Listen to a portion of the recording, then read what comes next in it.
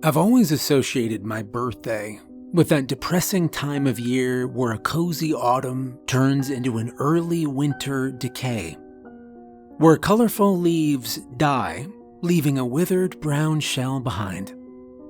Still, people are expected to celebrate their birthdays. It's strange if one doesn't. I don't. My fiancé recently asked me why I never celebrate my birthday, and it's a hard one to explain. When you've been through something traumatic, everything sort of brings you back to that moment one way or another. And while part of me would love to tell her about it, I don't think I can without sounding like a maniac.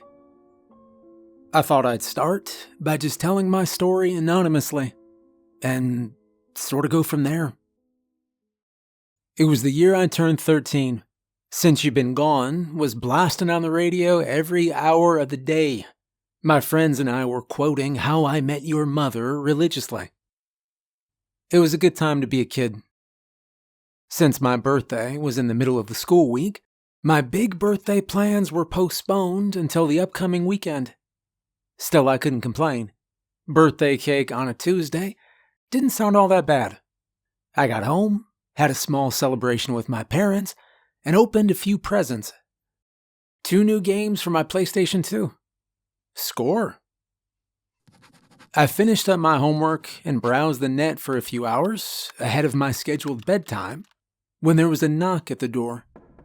We rarely had visitors, so to have someone knocking at our door at 10 p.m. was unusual, to say the least.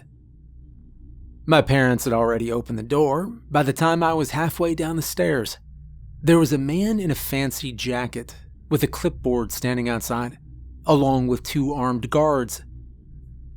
I sort of fell into the middle of the conversation. "So we need you to sign the consent form and we'll get started," the clipboard man said. "Any questions?" "This can't be legal," my mom said. "On what kind of authority are you?" "Ma'am, this is an emergency. We have been authorized to bring anyone and everyone if need be. But I promise you it'll be a less pleasant experience than what you could achieve here in the comfort of your own home." As the discussion continued, the armed men pushed into the house. They had a sort of checklist they were going through, asking questions as they poked and prodded. Someone mentioned a satellite phone, which we didn't have. I hurried back upstairs. From my window, I could see them putting wheel locks on our car. They were testing some sort of electrical equipment too, and as they did, I could see the internet connection on my computer disappear. My cell phone lost all bars, and while I didn't check, I suspected they'd done something to our landline as well. They were isolating us, putting us under some sort of lockdown. I still didn't have the slightest idea of who these people were. There were no patches, badges, ranks, or symbols. Just a bunch of serious-looking men in windbreakers with visible gun holsters. After a few minutes, one of the men entered my room. My parents were worried sick, but were told to wait outside. The man looked to be about 6'4" and had the look of someone who could kill me with his bare teeth if need be. Without a word, he started going through my things. "You got any walkie-talkies?" he asked. "Any radio science projects, something like that?" No, I said. I got a PlayStation 2. "That can go online, right?" he asked. I never got the chance to answer before my mom added, "We don't let him play online games. It can't do that." As if to make sure, he pulled the power cable and dropped it in a sealed bag along with various knickknacks and keys they'd collected. They weren't taking any chances, and I wasn't playing my new games anytime soon, it seemed. As they finished up their impromptu house inspection, we were asked to gather downstairs. The fancy man with the clipboard cleared his throat, and the room fell deathly silent. Even my dad, who was usually a very assertive man, didn't have much to add to the conversation. That's how you knew it was serious. All right, listen up. For 72 hours, this and the surrounding neighborhoods are under lockdown, the man explained. There is a localized problem related to a recent geological event which has caused some unexpected issues. I'm sure you've noticed some minor oddities as of late. Like what? My dad added. Well, milk turning sour, houseplants getting a strange color tint, swarms of frogs cluttering the roads, the man replied. My parents said nothing, but they nodded. Perhaps they'd seen something I hadn't. The man put down his clipboard as he explained calmly. You have been exposed to something akin to a chemical. It reacts violently to the release of certain hormones which are associated with deep REM sleep. To ensure your safety, we are currently enforcing a temporary 72-hour ban on sleep. Excuse me? My dad replied. My dad took a step forward, but one of the armed men responded in kind. They both stopped before it had the chance to escalate. As I was saying, exposure was approximately 9 hours ago, meaning you have about 63 hours left to go. That'll be approximately 1 p.m. on Friday. There's no way we can, my dad interrupted. But the man continued. This is non-negotiable. This is a matter of your security, sir. We have an emergency health service site, but I can promise you that it won't be pleasant. You will be chemically induced into sleeplessness for the full duration of exposure until the event is past. It can cause long-lasting brain damage. We were handed a folder each, explaining our responsibilities and rights. An unmarked red folder with 3 papers, one explaining their right to force this upon us, another explaining that we'd already signed the consent papers, and a third one, which was a form explaining exactly when we could go to sleep. There was also an inventory form explaining the items we were to have returned at the end of containment. They left a box of 50 glass vials, some kind of 4-hour booster shots. The man explained how underage children were not to take more than one every 7 hours, and that my mother, if pregnant, shouldn't take any at all. Luckily, my mom wasn't pregnant. I'm an only child. We were also given fiber bars with some kind of hormone supplement, unmarked and unbranded, but warm. Maybe they were made recently.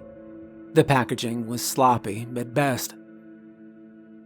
The fancy man was trying his best to explain, and I could see my parents were eager to listen, but I barely understood half of it. Instead, I looked at the armed guards. They looked exhausted. Maybe they, too, weren't allowed to sleep. One of them had his mouth open and almost drooled, blinking one eye at a time. I could have sworn he nodded off for a second, which prompted him to take a walk outside. I don't know if we can do this, my mother complained. It's a lot to ask. We've only just... If at any point you can't do this, the man interrupted, you need to call this number. It's the only number that works, he said, pointing to the final line on the final page of the folder. Now, if someone falls asleep and can't be awakened within a few minutes, they're in terrible danger. If that happens, try to keep them awake by any means until we can get here to pick them up. They will be taken to our site in Mankato, where they'll be chemically induced to stay awake. So what happens if someone doesn't make it? My mom asked. If we all just fall asleep. The man shook his head, tapping the clipboard with his pen. Well, they will most probably die. Others might too, he said.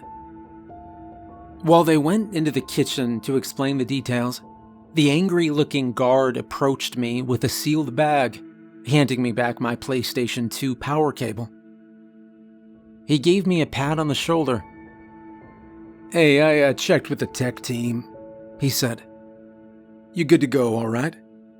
And, happy birthday, kid. I'd almost forgotten it was my birthday. I appreciated the gesture, but I just couldn't bring myself to smile. I had too many questions bubbling in the back of my head, and I was too afraid to speak. They probably talked for another 20 minutes or so before the men left, leaving my parents and I alone in the kitchen. My mother was smoking under the kitchen fan. I'd only seen her smoke 2 times, once when she lost her job, and another time when her father got sick. Smoking in the kitchen was a surefire way to tell something was very wrong. Dad was sitting with his arms crossed, looking at the box of booster shots. This is not a joke, my dad finally said. This is very serious. We're all gonna need to help each other to get through this. Mom said nothing, but I could see her hands trembling. She'd been crying. She was shaking so much that the ash from her cigarette didn't reach the ashtray. It just plopped down on the stove. We can't be alone, Dad continued. We're gonna do our best to keep busy. You can play as many games as you want, but you can't fall asleep, okay? They gave me back my power cable, I said. Does that mean I can play PlayStation? Yeah, it's okay, honey, my mom said. It's okay, go play your game, okay? Now, for those first few hours, I didn't understand what the big deal was. No more school for the rest of the week, no bedtime, and unlimited screen time?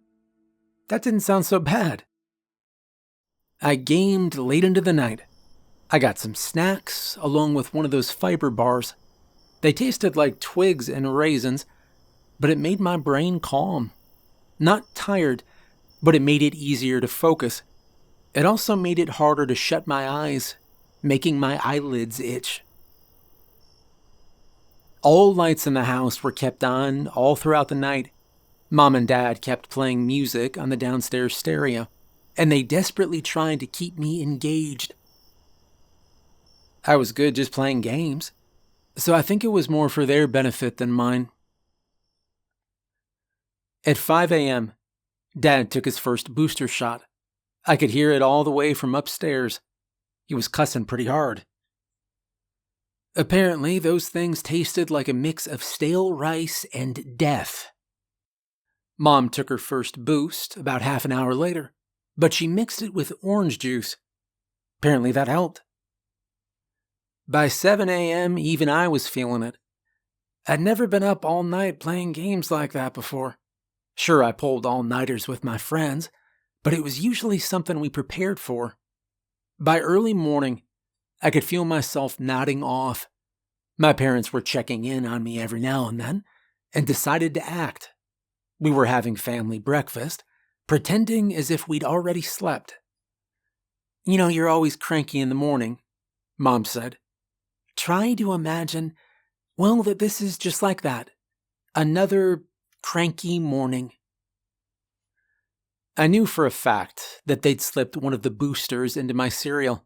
I saw 3 empty vials on the counter, and I knew none of them had taken a second one yet.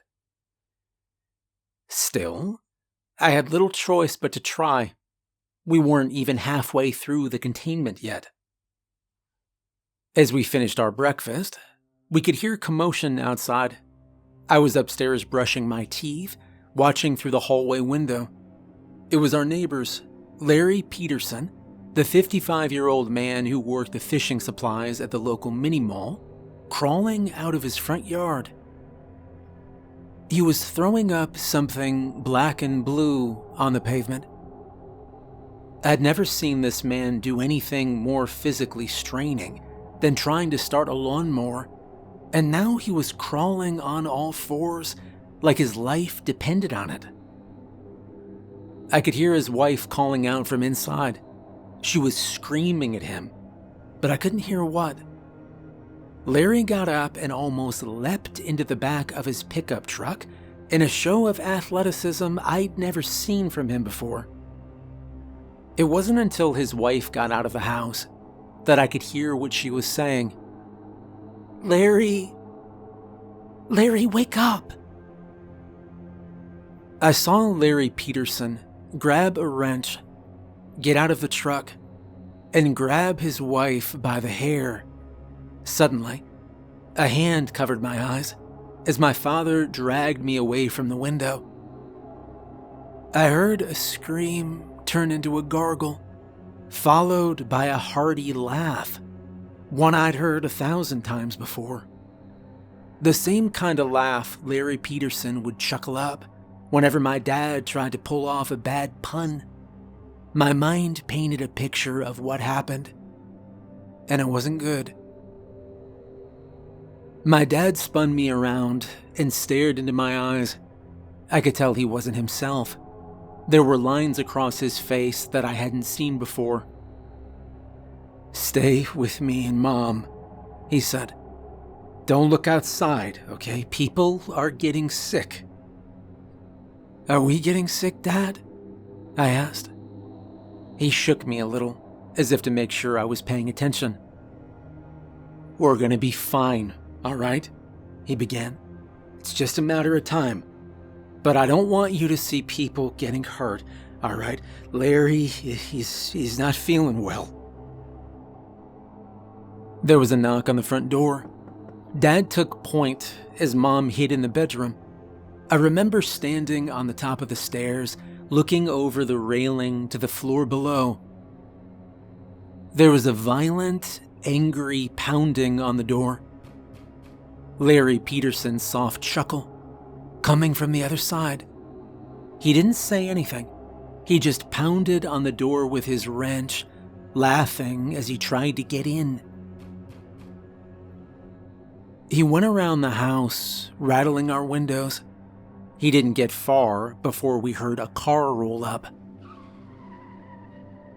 There was a popping sound, but not like a gunshot. I think they tased him. By the time I could hear Larry Peterson get dragged off, my mom had come upstairs with a smile taped to her face, asking me to show her how far I'd gotten in my new video games. She was clearly trying to keep me distracted, but I didn't mind. At that point, I wanted to be.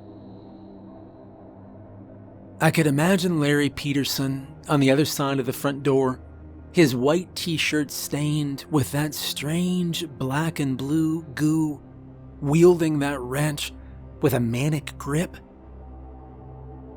The thing was as large as my arm and solid metal. I'd never considered it a weapon, but thinking about it now, I was scared. And he really killed his wife. Why?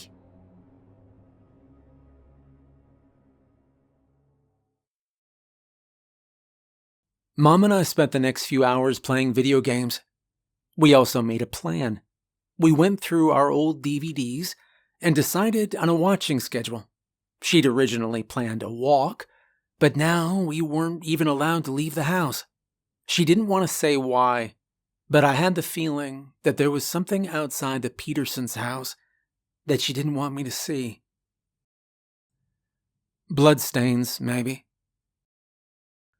My parents tried their best to keep the mood up, but I could tell it was getting to them. My dad was mostly just standing there, leaning against the door, staring straight ahead like in a trance. Mom tried to occupy herself by playing games and watching DVDs with me, but she was counting the minutes until she could get her next booster shot. I was not eager to take one. They made my stomach hurt. We made it all the way until noon. Dad was having trouble staying up and kept throwing cold water on his face. He tried to keep busy doing housework that he'd kept for a rainy day, but there were constant distractions. We could hear sirens in the distance, and at one point, there was someone spraying our front door and windows with a high-pressure water hose. Maybe to wash away the last traces of Larry Peterson. There were dog patrols going up and down the street, along with the occasional phone call. The one number that still worked, where someone called to make sure we were all awake and accounted for. By dinner time, Mom was having stomach troubles. Her shaking had gotten worse, and she was having trouble with sudden change of smells. Dad kept rubbing his eyes and checking his watch, getting up every 10 minutes or so just to move around. We decided that we were going to play board games after dinner, but Mom was having trouble keeping herself from throwing up. We ended up just reheating lasagna from a few days back. I didn't mind. Mom made amazing lasagna, but my appetite was quickly lost when I saw my mom barely keeping it together. She kept drooling and making this weird chugging sound. She was blinking slower and slower.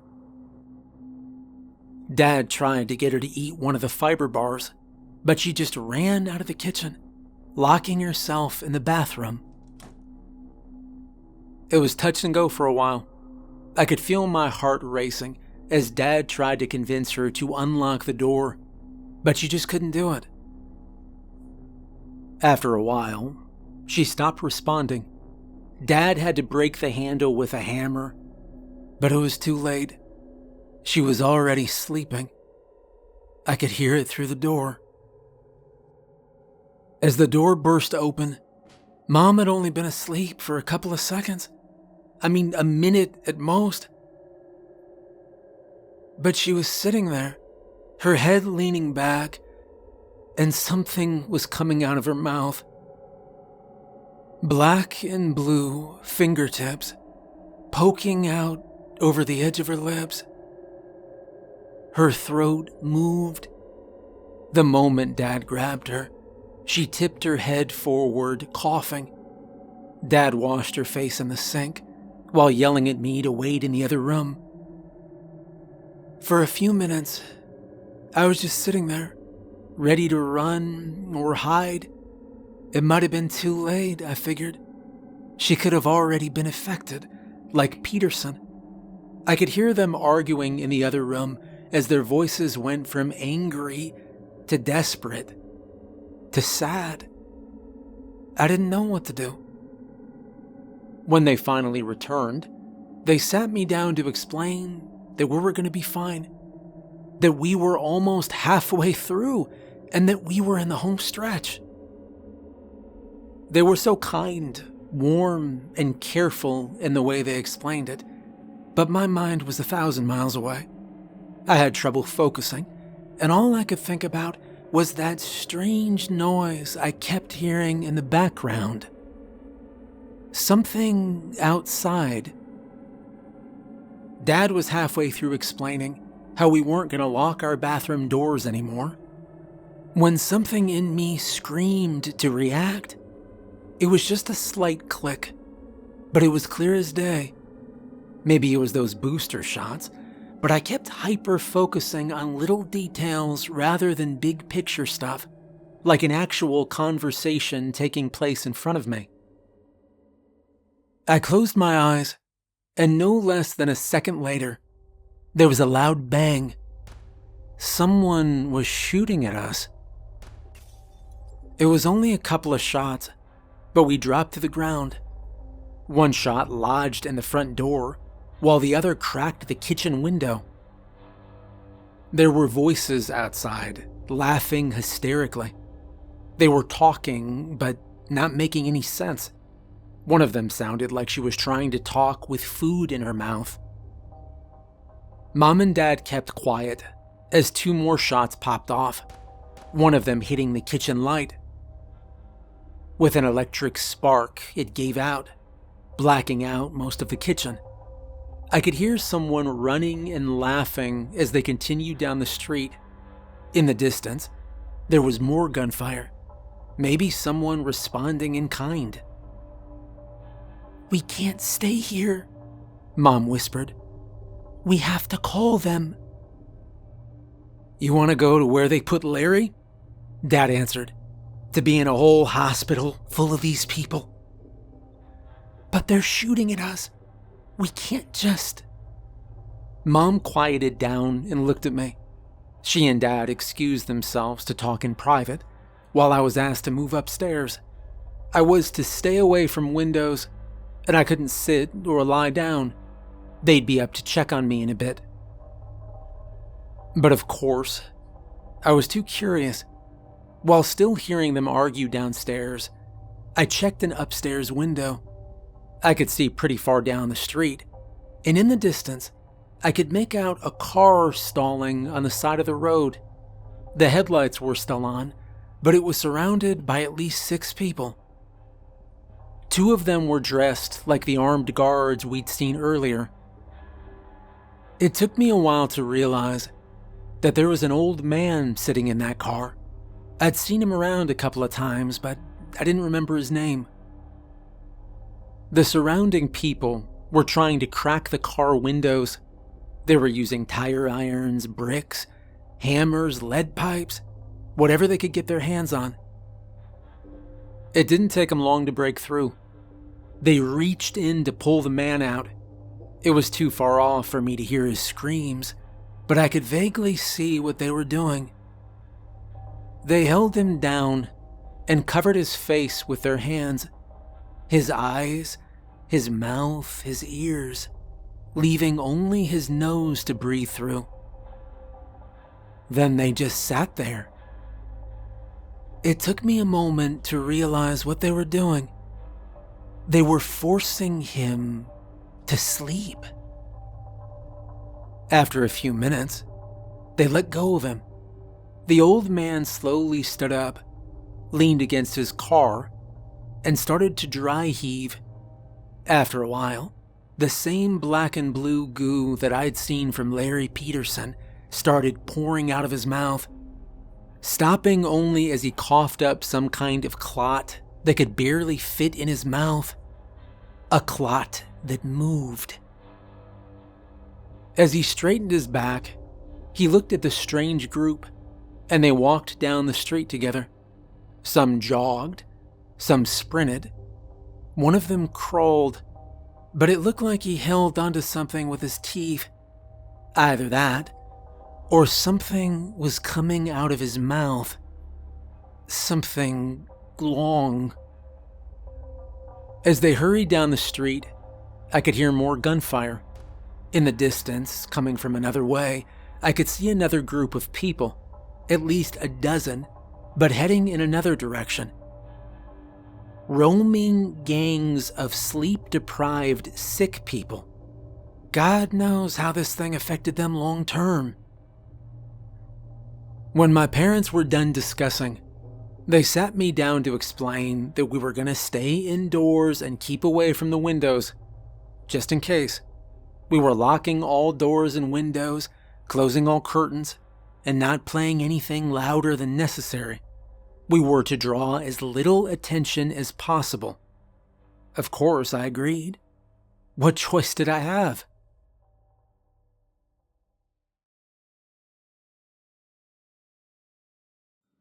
That night, I could tell things were getting worse. Dad almost took a double dose of booster shots, as he forgot he'd taken the first one, but Mom stopped him. There were no phone calls coming in. They'd stopped checking in on us. Mom even tried calling, but the line had been disconnected. The gunfire outside was further away, but more frequent. We could hear cars honking, but no sirens. Then there were fires. At least 2 somewhere downtown. We could see the smokestacks from afar. And Mom, well, she wasn't doing well. She couldn't eat, and at times she could barely stay on her feet. She kept talking out loud, even if no one was there with her, and she had to lean against things to stay upright. She couldn't keep the fiber bars down, and she walked around with her head bobbing back and forth.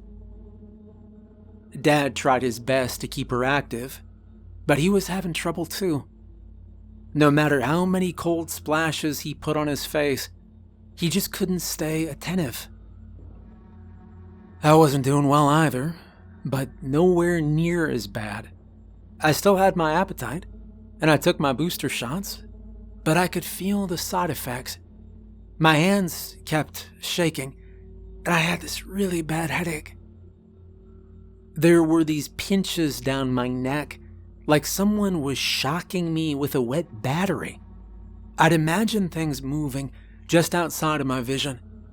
I kept turning around to look at the windows as I'd started to hallucinate. By morning, there was a new problem. Both the power and the water had been cut. There was a small lake a short walk from the house, and we had no choice but to try and get some water. Mom volunteered to go, but that was out of question. She could barely stand. There was no discussion. Dad had to do it. We watched him from the upstairs window. The sun had just risen, bathing the withering landscape in long, sharp shadows and a sickly, bright glow. Mom was staring blankly ahead, as if trying to remember what was so important. "Isn't it your birthday soon?" "That was Tuesday, Mom," I replied. "Did you wish to get older?" she asked. "I wish for that. I want you to be able to get older." She looked at me and started to laugh. She blinked one eye at a time, her left eye lingering a little longer than her right. Her eyes were sunken and dark, and she kept going cross-eyed. I think she meant well, but that look she gave me was nothing short of terrifying. It was like she'd been reduced to her most basic self. My mom was still in there somewhere, but most of her was just gone. After about an hour, I saw Dad coming back. I was so relieved, but it didn't last long. I noticed he wasn't carrying any water. Moments later, I could see he wasn't alone. There were about 24 more people coming with him. Mom didn't seem to react. She just looked out the window and nodded. For a moment, she was almost falling asleep standing up, her mouth moving up and down on its own like a bass out of water. I thought I could see something move in her throat. I shook her, and in a moment of clarity, she looked out the window again. As I heard something pound against the door downstairs, Mom pushed me into the closet. She ran downstairs to get the remaining booster shots and dropped it all on me, along with her wristwatch and a couple of fiber bars. "Someone will come get you, honey," she said. "Just wait, okay? Just wait and stay awake. I'll try to think of something." I didn't have time to protest before she slammed the closet shut. I could hear a key slide into the lock downstairs. Dad may have forgotten something about who he was, but he hadn't forgotten how to use the house keys. I just sat there in the dark, listening. I curled up into a ball, but I didn't want to get too comfortable. I could hear furniture being turned over, unfamiliar voices yelling obscenities or incoherent nonsense. A fight broke out, and I could hear someone throwing something. Another person ran up the stairs and into the bathroom. A woman screamed, then a man. There was a gunshot, followed by windows being broken. I could hear a muffled scream, as if someone was held down, maybe like they did with the old man outside the night before. I must have sat there for hours in the dark. It was hard to tell if my eyes were open or not. I couldn't tell if I was really hearing something outside, or if I was imagining it. I could hear voices and whispers, but they didn't make sense. Sometimes, I imagined them standing just outside my door, asking me for something.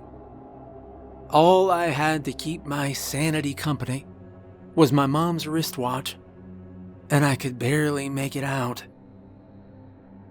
Time passed so strangely. I could be wrapped in a thought for what felt like hours, but only minutes passed. Then I'd catch myself staring straight ahead, and 2 hours could disappear. I kept repeating the next scheduled hour for the booster shot like a mantra. But things were getting stranger. The clock would go backwards. I'd imagine someone sitting across from me, a pair of white eyes staring back at me from the dark. There were little voices telling me to go to sleep, and I found myself nodding off. I could feel something moving in me, like a hand trying to fit into a glove. I finally got out of the closet. I could barely stand as I dragged the booster shots and fiber bars in a plastic bag. I didn't care if there was anyone downstairs. I needed to see something. I needed light or something. The whole house was trashed. Every piece of furniture broken. Every light smashed. There was blood spatter on the walls, and the front door was hanging on a single hinge. Every window was smashed, and our picture frames had been thrown across the room. But the strangest thing was an acrid smell coming from the kitchen. At first, I didn't understand what it was. It looked like a person, but there was the wrong number of limbs. After a few seconds of adjustment and trying to force myself to focus, I realized it was a dead body. A young man with a knife sticking out of his chest, splayed out on the kitchen floor. His jaw was extended and broken on one side. There was a black and blue arm reaching out of his throat, reaching upwards to grab his own head. Something in me stirred.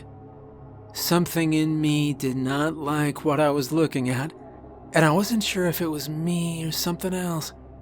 I tried to push it down with a fiber bar, which strangely worked. I made my way outside in a daze. I didn't know what to do. Part of me wanted to find my parents. Another part of me wanted to get out of town. I wanted to look for a bike, or just start walking, or, I don't know, catch a bus. Of course, there were no buses to catch, but my sleep-deprived mind couldn't separate fact from fiction anymore. The entire night was one long nightmare. I kept imagining things coming out from the dark. I could hear voices telling me to turn around, to stop, to run, all at once, and none at all. I could barely keep my balance, and stopping even for a moment would send me straight to sleep. I had to keep going. I even took an extra booster shot, which just gave me this sharp jolt of pain and made me sweat. I took a shortcut through the park. I could see faces coming out of the trees. I saw a man lying face down on the gravel path, being pulled forward by an arm coming out of his mouth. I saw a man by the lake, repeatedly slapping his arms against the cold water surface like a manic child. I was so tired. Some of it was real, some wasn't. I couldn't tell which was which. Not anymore.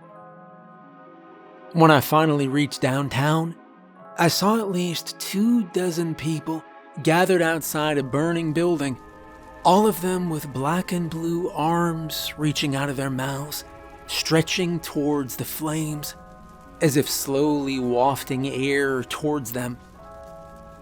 Like human kelp moving across an invisible current, they leaned back and forth in unison, praising whatever chaos they'd caused without a word or a sound. And yet, I could hear them, welcoming me, beckoning me, all voices unique, carried to me by an unfelt wind. "Come closer," it begged. "You belong here." I turned away, and the voices grew louder, desperate, demanding my attention. Some of them coming from outside. Some of them, I think, were coming from the rumble of my stomach. "It's already here," the voice laughed. "It'll never go away. It'll never sleep. It'll never stop." Hands reached for me, a face in every window, voices reaching from beneath the concrete. Gunfire, broken windows, glass cracking under my rubber boots as I shuffled past burnt-out cars. It was dark, then bright, then dark again, and at some point, I succumbed. I felt concrete against my cheek, but I just couldn't bring myself to get up. My legs wouldn't move. My eyes wouldn't open. "Yes," the voices said. "Come to us. Come burn with us." And then, darkness. I don't know how long I was out. Hours, maybe half a day. I woke up to see a man running towards me, asking me if I was okay. A car had pulled over, bathing me in a warm light. By the side of the road, a colony of frogs looked at me. In the distance, my eyes landed on a discolored sunflower. It turned blue. Strange how you don't notice the most obvious changes until they stare right at you. Turns out, exposure had happened at least 6 hours earlier than the man with the clipboard had predicted, and I'd been awake long enough for most of the effect to pass through my system. I was found unconscious by the side of the highway, about 9 miles from my house. While I did have an uncomfortable, dreamless sleep, the effects it had on me were nowhere near as bad as what happened to most of the people. I'm sure you've heard it. Riots, they called it. I don't even think it reached national news. Some of the people who succumbed to it early got permanent brain damage. Larry Peterson was never the same, but it was hard to tell if it was because of the emotional trauma or the sleep thing. Either way, he had to have a nurse come look after him a few times a week for the rest of his life. Mom and Dad, well, they weren't completely unharmed either.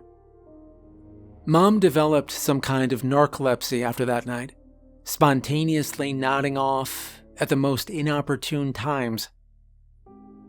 Dad lost his sense of taste and smell. To this day, they're having a hard time explaining what exactly happened. To them, it was just like going to sleep and having the most horrible nightmare, only to wake up in a hospital bed. Sometimes I wonder if I did fall asleep. Some of the things I saw were so strange that there was no way to tell if they were real or not. I vividly remember that scene of hands waving back and forth outside that building burning downtown. It had to be real. That building really did burn. As you might imagine, I have a hard time looking back at this, thinking too much about it.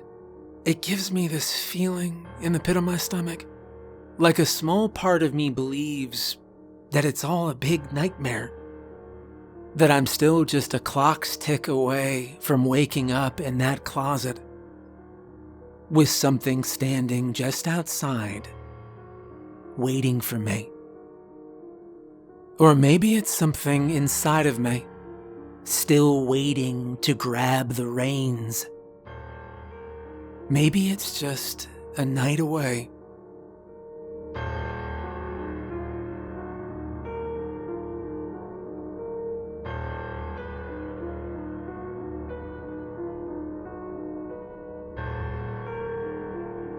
Hey, I hope you enjoyed the video. Special thanks to all my patrons. If you'd like to become a supporter and get the audiobook early access version of upcoming stories, there's a link to my Patreon below. Thanks for watching, and have a good night.